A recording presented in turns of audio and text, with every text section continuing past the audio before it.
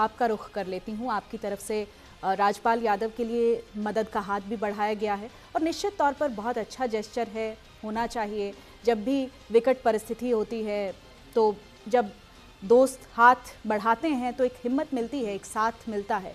अब अक्सर हम देखते हैं बॉलीवुड में सर कि जो साइलेंट होती है, जो सफरिंग होती है, कष्ट होता है ना, वो साइलेंट होता है और जब वो पब्लिक हो जाता है तब कहीं ना कहीं समझ में आता है कि इंसान किस दौर से गुजर रहा था।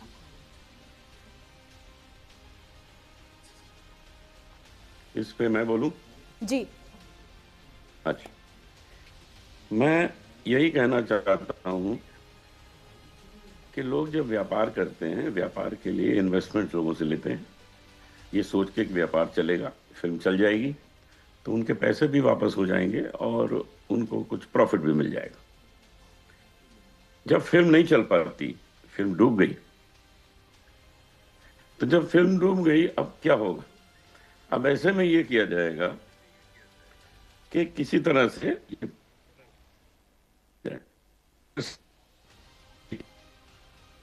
अब किस होने में इनके पास पैसे नहीं थे, क्योंकि ये काम भी नहीं कर रहे थे उन दिनों। फिल्म बनते समय काम कैसे करेंगे, क्योंकि खुद ही पूरा कंट्रोल कर रहे थे। तो ये प्रॉब्लम आई और जिनके पैसे थे उन्होंने केस करके और इनको जेल भिजवा दिया। अभी होना ये है कि जिसके पैसे हैं उसको जब पैसे वापस मिल जाएंगे तो कोर्ट को क्या पड़ी है कि इनको अंदर रखना है, वापस कर देंगे, बाहर भेज देंगे। कोई मर्डर केस थोड़ी है, पैसे का ही तो केस है ना। तो पैसे इनके जब वापस हो जाएंगे तो ये बाहर आ जाएंगे और उसके लिए हम लोग सब आ गए हैं सामने। इसमें सलमान भी आ गए हैं, मैं हूँ, मीका हैं, सोनू सूद हैं, हम सब आ गए हैं और सब ये काम कर देंगे। मैं तो अभी अमेरिका में बैठा हूँ, वहाँ होता तो मैं और भी कुछ इसमें काम करता, कुछ और भी दोस्तों को मैं कहता कि इसमें मदद करो। वैसे भी मैंने बोला है यहाँ से भी। तो ये, इसको आप बहुत सीरियसली ना लीजिए इस केस को, क्योंकि अब इस केस में हम सब जुड़ गए हैं उनको बाहर निकालने की तैयारी में।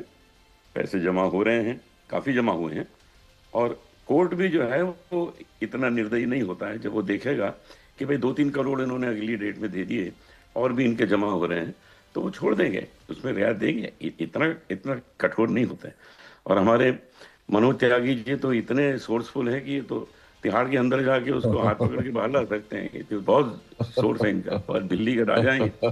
तो ऐसे ऐसे लोग अरे हमारे साथ है, कहाँ मुश्किल है। राजपाल यादव को बाहर हम्म, लाना मुश्किल नहीं है, क्योंकि हाँ फाइनेंशियली सब लोग मदद कर हाँ रहे हैं। और मुकेश जी जैसे लोग हमारे साथ हैं जो बहुत सोर्सफुल है, सब करा देंगे। जी, आपने कानूनी पहलू का जिक्र किया तो मैं आर के सिंह जी से मैं समझ लेती हूँ सर। ये जो इंडस्ट्री सहायता करती है तो लगता है कि जो पब्लिक सिंपैथी है वो लीगल अंडरस्टैंडिंग को कहीं ब्लर कर देती है। अब मैं थोड़ा कानूनी तरीके से आपसे समझना चाहूँगी सर, सेलिब्रिटी होने का जो फ़ायदा है, पनिशमेंट में पब्लिक की परसेप्शन बदल जाती है कभी कभी। थैंक यू सोनल जी। देखिए, इसमें 2-3 बातें बहुत स्पष्ट है। मैं केस के मेरिट पे नहीं जा रहा। एडमिटेड फैक्ट है कि उनकी देनदारी बनती थी, लेकिन उससे इतर आप देखें तो इसमें कोई दो राय नहीं है कि राजपाल यादव जी एक बहुत बेहतरीन अदाकार अभिनेता है और हम लोग बहुत बेनिफिशियरी रहे हैं उनके एक्टिंग के। बहुत ऐसे हास्य कलाकार आज के दौर में मिलना बड़ा मुश्किल है। लेकिन इस पूरे वाक्य को अगर आप ऐसे देखें कि थॉमस फुलर ने आज से 300 साल पहले एक बात कही थी कि you be so high you cannot be bigger than law. आप राइट। कितने भी बड़े हो जाएंगे, कानून से बड़े नहीं हो सकते। इसी बात को बिल्कुल ठीक।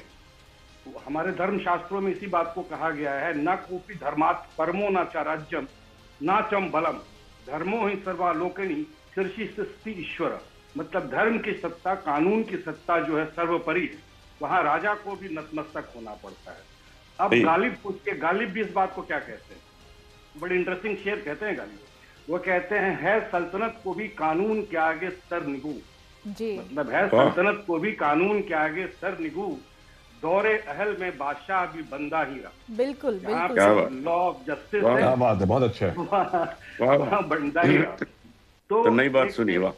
हाँ, एक पीड़ा तो है कि राजपाल यादव जी को जाना पड़ा है, लेकिन मेरा ये मानना है कि नेक्स्ट डेट पे, जैसे अनूप जी ने कहा कि नेक्स्ट डेट पे अगर ये सब्सटेंशियल अमाउंट जमा कर देते हैं, 2-3-4 करोड़ जमा कर देते हैं, तो शर्तिया जस्टिस स्वर्णकांता शर्मा जी कंसिडरेशन देंगी और इनको बेल देंगी, क्योंकि ये अपराध ऐसा नहीं है कि इसमें बहुत लंबे वक्त तक जेल में रहा जाए, लेकिन चूंकि प्रोविजन इतना स्ट्रॉन्ग है कि जनरली आदमी को भेज देना पड़ता है। और मेरे ख्याल से राजपाल जी, बेईमानी आदमियों के साथ एक बड़ी दिक्कत भी होती है, वो जब मुश्किल में होते हैं तो बोल नहीं पाते हैं, और जब तक लोगों को पता चलता है तब तक उनका नुकसान हो जाता है। अगर यही बात वो पहले बोल दिए होते और फिल्मी दुनिया के लोग उनके पहले यही सवाल मैंने किया ना अनूप जलोटा जी से कि सफरिंग जो है कई बार साइलेंट होता है, जब कहानी बाहर आ जाती है तो लोग समझते हैं कि व्यक्ति किस दौर से गुजर रहा था।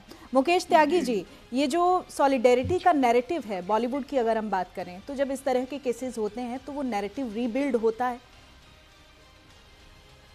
बिल्कुल वो होता है। अभी हमारे पद्मश्री और भजन सम्राट अनूप जलोटा जी ने जिस प्रकार से अमेरिका में बैठ करके और राजपाल यादव के प्रति अपनी सॉलिडेरिटी, फाइनेंशियल सॉलिडेरिटी और अपील करी है, तो मेरा तो फर्ज बन जाता, उनका आदेश मेरे लिए बिल्कुल सार आंखों पर है, तो मैं उनकी पूरी मदद करूंगा। और मैं राजपाल जी के विषय के बारे में जानता हूं कि बहुत शरीफ इंसान है और फिल्मी दुनिया बड़ी रिस्की दुनिया है और उसमें कुछ पता नहीं लगता कि क्या होगा, पासा किस पर।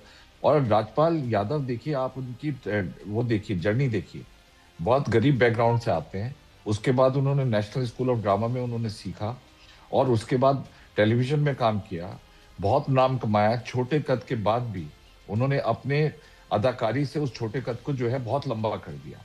तो ये व्यक्ति अगर इंटेंशनली फ्रॉडुलेंट होता या इनका कोई बैकग्राउंड होता, तो हम तो ये कह सकते कि भाई राजपाल यादव जी ने अपनी कोई फ्रॉडुलेंट इनकी हैबिट है, इसलिए अभी विक्रम भट्ट हैं देखिए जेल में, अपनी पत्नी के साथ जेल में है, राजस्थान जेल में, उनके साथ 30 करोड़ का उन्होंने कहीं फ्रॉड किया है, पैसे नहीं दिए।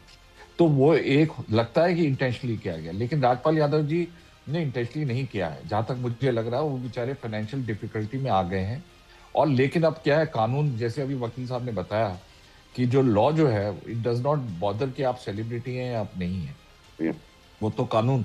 और उनको बीच में काफी रिलैक्सेशन दिया। आप देखिए, उनको बीच में उनको बेल पे छोड़ दिया, उनसे कहा कि ठीक है आप अपना सेटलमेंट कर लीजिए। अब देखिए सेक्शन 118 में, एविडेंस एक्ट में, आर के सिंह वॉच करेंगे, उसमें प्रिजम्पशन लाइज ऑन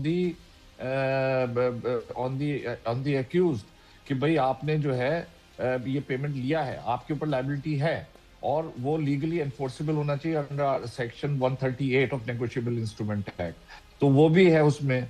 तो उसके अब तो मैं यही चाहता हूं कि जो ये कंपनी है, क्या नाम है इसका, मृत्यु जो भी नाम कंपनी है जो कंस्ट्रक्शन के काम में है, वो 5 करोड़ का उन्होंने ओरिजिनल लिया था और उसके ऊपर इंटरेस्ट लगते लगते आज के दिन में वो 9-10 करोड़ पे हो गया है। तो अगर वो कह दें कि भाई ठीक है हम इसको कंपाउंड करके 5 करोड़ की जगह 3 करोड़ 4 करोड़, और फिल्म इंडस्ट्री सलमान खान साहब कर रहे हैं, काफी पैसा आ जाएगा, मुझे लग रहा है धीरे धीरे और भी पैसा आएगा जिससे अपील हो रही है। तो जज ये डायरेक्शन ना दे करके कि आप पूरे का पूरा पैसा कर दिए, मैं तो पिटिशनर से ये दरख्वास्त करूंगा, अपील करूंगा कि आप एक रियायत दे करके आप ऐसा कॉम्प्रोमाइज करिए जो अफोर्डेबल हो। अब 9-10 करोड़ में तो फिर फंसे रहेंगे राजपाल जी, तो वो लंबा चलेगा, 2.5-3 साल तक मान लीजिए उनका कन्विक्शन भी होता है तो उनके पैसे तो मिलने वाले नहीं है, फिर वो लंबे जाएंगे। तो मेरा अपील है एप्लीकेंट से, वो जो एप्लीकेंट से, कि आप जो है रियायत कंसेशनल सेटलमेंट करिए ताकि जो अफोर्डेबल हो और वो कर सकें, ये मेरा कहना है। जी, आर के सिंह जी, कितनी पॉसिबिलिटी है इसकी, जो इनडायरेक्टली कहीं ना कहीं जो मीडिया सेंटिमेंट है वो नोटिस करता है क्या?